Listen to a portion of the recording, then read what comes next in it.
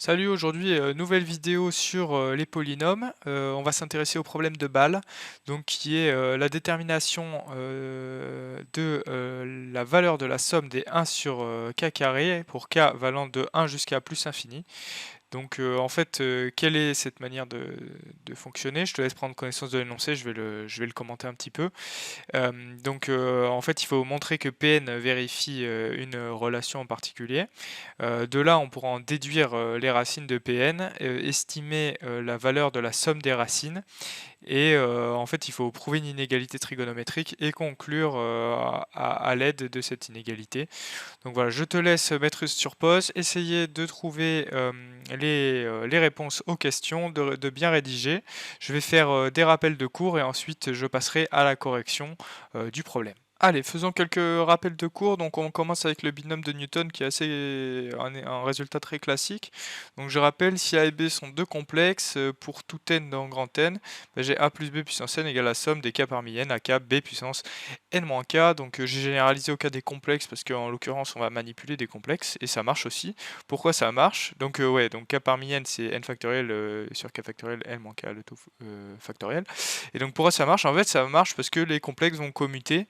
C'est-à-dire que pour tout complexe, vous avez bien AB égale BA, c'est comme ça qu'on construit le corps des complexes. Et ça va, du coup, le binôme de Newton, par exemple, ça va pas marcher avec des matrices qui ne commutent pas. Donc il faut pas écrire n'importe quoi, et il faut toujours préciser que ça marche parce que ça commute. Donc maintenant, les racines des polynômes. Donc si j'ai un polynôme de degré n, bah, il admet au plus n racines, donc ça c'est quelque chose de très important. J'ai aussi une autre propriété qui dit que si j'ai un polynôme qui a une racine alpha, ben, je peux factoriser ce polynôme par alpha. Donc là j'ai choisi des polynômes à coefficient réel. En vérité, ça marche sur des polynômes à coefficient dans n'importe quel corps, donc les complexes, les réels, tout ce que vous voulez, même des corps un peu plus exotiques.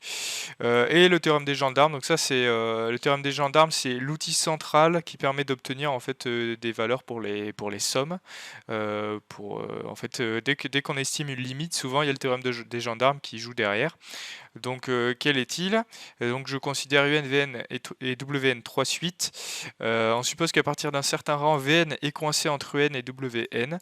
On suppose que Un et Vn convergent vers une limite qu'on note petit l.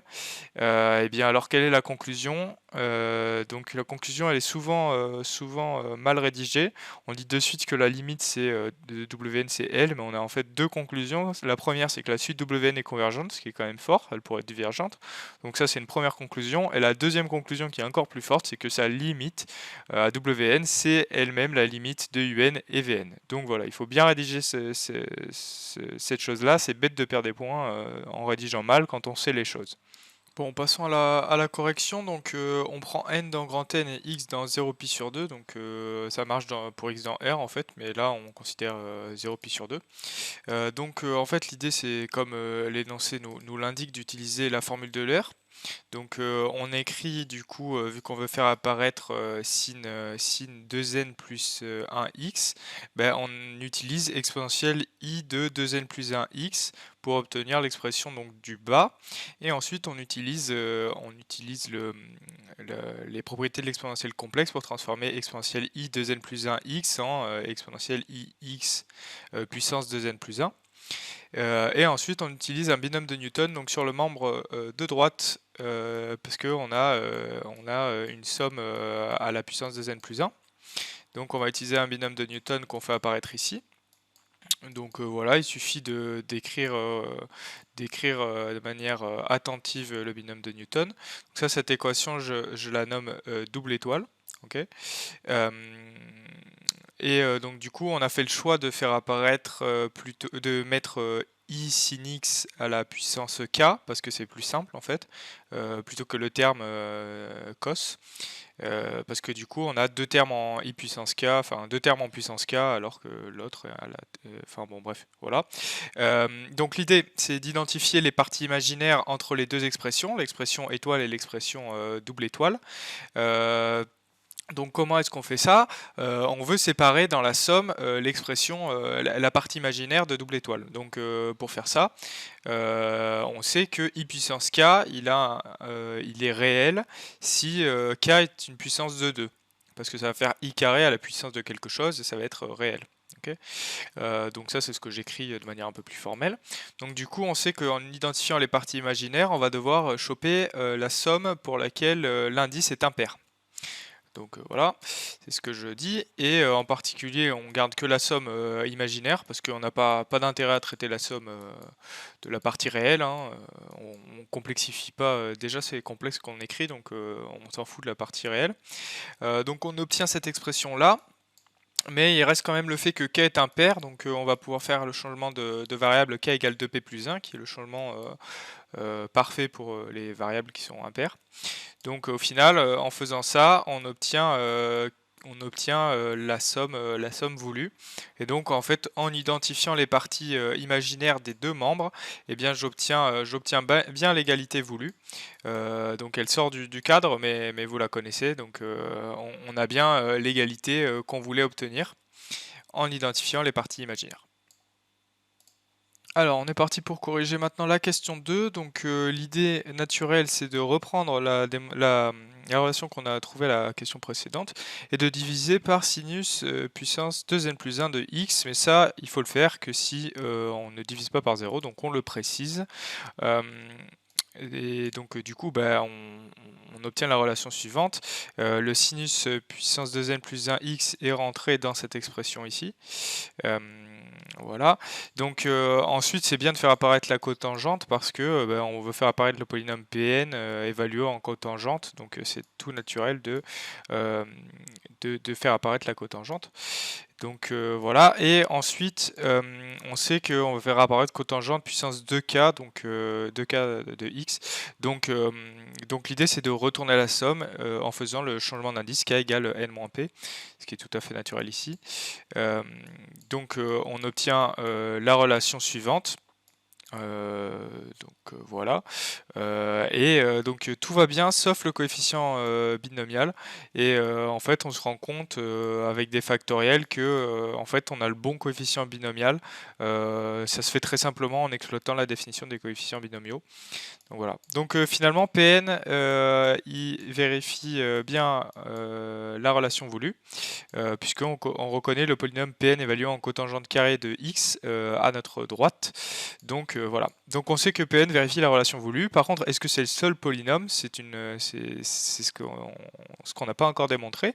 Donc comment est-ce qu'on fait ça de manière générale? Eh ben, on prend un autre polynôme qu'on suppose vérifier la même relation et on montre qu'en fait Pn est égal à Qn. Et comment est-ce qu'on fait ça? Souvent on se ramène à montrer que la différence a une infinité de racines, donc que c'est le polynôme nul. Donc en l'occurrence, qu'est-ce qu'on va faire? On va considérer Qn un polynôme qui vérifie la même relation que Pn. Et ben Pn moins Qn évalué en cotangente carrée de x, ça vaut 0. Et là, on a envie de dire que Pn moins Qn a une infinité de racines. Mais encore faut-il que le cotangente carré de x soit distinct sur 0 pi sur 2. Donc l'idée, c'est de montrer que le cotangente carré de x est du coup injective sur 0 pi, mais en fait on va montrer qu'elle est bijective parce que de toute manière ça nous sert, c'est plus facile à montrer déjà, aussi bizarre que ça puisse paraître, mais en plus ça nous servira pour compter les racines plus tard. Donc, comment est-ce qu'on fait ça? On va faire une étude de fonction. Je pose f, la fonction qui est x va associer cotangente carré de x sur 0 pi sur 2, sous-entendu. On montre très facilement du coup que la dérivée c'est moins 2 sur sin puissance 4 cos x sin x qui est négatif. Sin carré c'est positif. Cos x sin x c'est positif sur 0 pi sur 2 par produit de choses qui sont positives. Et avec le moins 2, tout ça, ça devient négatif. Donc on a le signe de la dérivée, on peut facilement obtenir le tableau de variation qu'on obtient et qui est en total, qui est totalement aligné avec le graphe de la fonction que j'ai tracé à droite, enfin que Google a tracé pour moi plutôt. Donc voilà. Et ça montre que f, elle réalise une bijection de 0 pi sur 2 dans R+. Donc voilà, en particulier, du coup, cotangente carrée est injective sur 0 pi sur 2, et donc le polynôme Pn-Qn admet une infinité de racines qui sont les cotangentes carrées de x. Donc en fait, Pn-Qn c'est le polynôme nul, et donc Pn est égal à Qn, et on a bien montré du coup qu'il y a un unique polynôme qui vérifie la relation voulue, c'est Pn. Trouvons les racines du polynôme Pn. Donc on a montré la relation précédente, Pn de cotangente carrée de x égale si le quotient des sines. Donc comment est-ce qu'on va trouver les racines? On sait que si Pn cotangente carrée de x égale à 0, ça veut dire que le numérateur sin de 2n plus 1 x égale à 0. Et donc de là, on va réussir à construire des xk qui sont k sur 2n plus 1 pi. Voilà. Et au final, donc par construction, en fait, c'est une espèce de petite analyse synthèse. Les racines de Pn qui sont notées les alpha n sont cotangente carrée de kpi sur 2n plus 1, puisque on a trouvé l'expression de xk et on l'injecte dans Pn cotangente carrée de xk. Au final, c'est les cotangentes carrées de xk qui sont les racines de Pn. Et donc on a trouvé au final comme cotangente carrée est bijective, on a trouvé n racines qui sont distinctes du coup, ce qui montre en plus, vu que le polynôme Pn est de degré n par l'expression du polynôme Pn donné en énoncé, du coup en fait on a trouvé toutes les racines du polynôme Pn, donc ce sont les alpha n qui sont définis comme suit. Corrigeons la question 4. Donc, quelle est l'idée globale en fait? C'est que la question précédente, on a trouvé les n racines de Pn, qui est lui-même de degré n. Donc, en fait, on peut l'écrire comme un polynôme scindé simple. C'est un polynôme scindé simple, donc on peut l'écrire d'une certaine manière avec le produit des racines. Et on a une autre manière de l'écrire qui est donnée par l'expression de Pn qui est donnée en énoncé. Donc, en identifiant ces deux manières de procéder, on devrait pouvoir obtenir le résultat voulu. Donc pour simplifier, en fait on connaît les AK, donc on pose la Pn comme étant la somme des AK x puissance k en connaissant les AK, juste pour des raisons d'écriture, de rédaction. Donc par la question précédente, comme je disais, Pn admet n racines distinctes et il est de degré n, donc Pn est scindé simple, et on peut l'écrire sous la forme An produit des x moins alpha k. J'insiste, il y a toujours le An devant, attention, on met toujours le coefficient dominant en facteur. Voilà, c'est une erreur qu'on trouve souvent et que j'ai fait dans ma jeunesse. Donc voilà, on a cette expression là. Et si on développe, eh bien, en particulier, on a le premier terme, donc an x puissance n, donc c'est cohérent d'avoir an x puissance n. Et ensuite, on a la somme des racines qui va apparaître, donc c'est exactement ce qu'on voulait. Et l'idée, ça va être d'identifier ça à an-1. Donc avant de parler d'identification, il faut parler d'unicité d'écriture d'un polynôme dans la base canonique. C'est ce qui nous permet de justifier qu'on peut bien l'identifier, parce que vous ne pouvez pas identifier des coefficients dans une base disons x-1 x-1 puissance k, et la base canonique où c'est des x puissance k qui vont apparaître. Donc voilà, il faut le dire. Donc on identifie.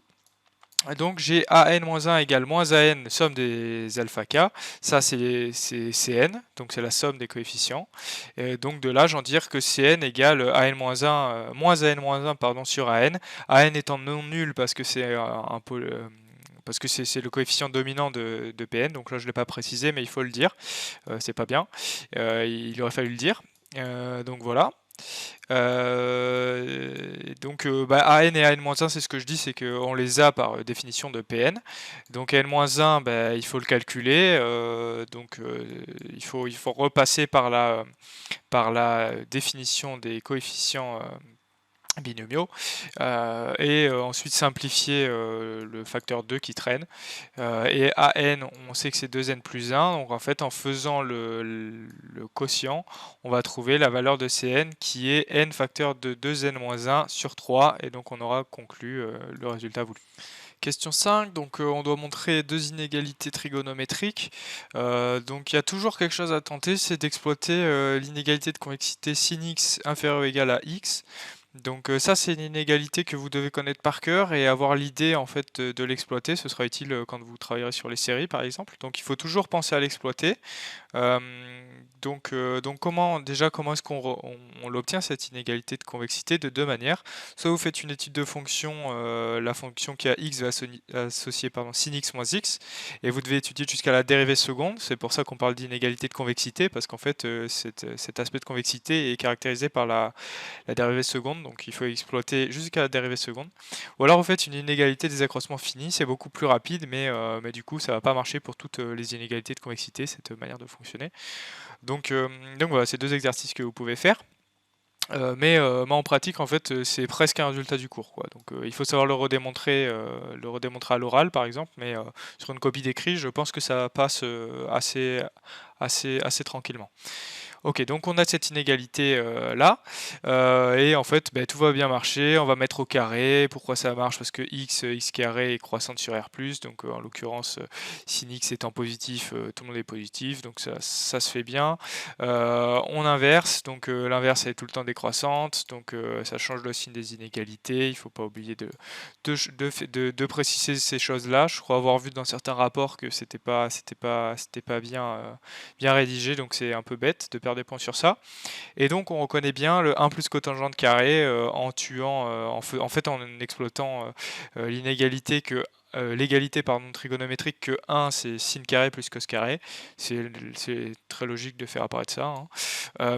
Et donc on a bien 1 plus cotangente carré qui apparaît au final, et on a l'une des deux inégalités. La seconde est un peu plus coriace. En fait, il faut partir d'une inégalité, pardon, oui, assez triviale. C'est que 1 plus tangente carré est supérieur ou égal à 1. Ça, on va l'intégrer. Ça va faire du coup, ça fait que tangente x, parce que vous vous rappelez que la dérivée de tangente c'est 1 plus tangente carré, donc ça va faire que tangente x est supérieur ou égal à x. Voilà, donc on obtient ça.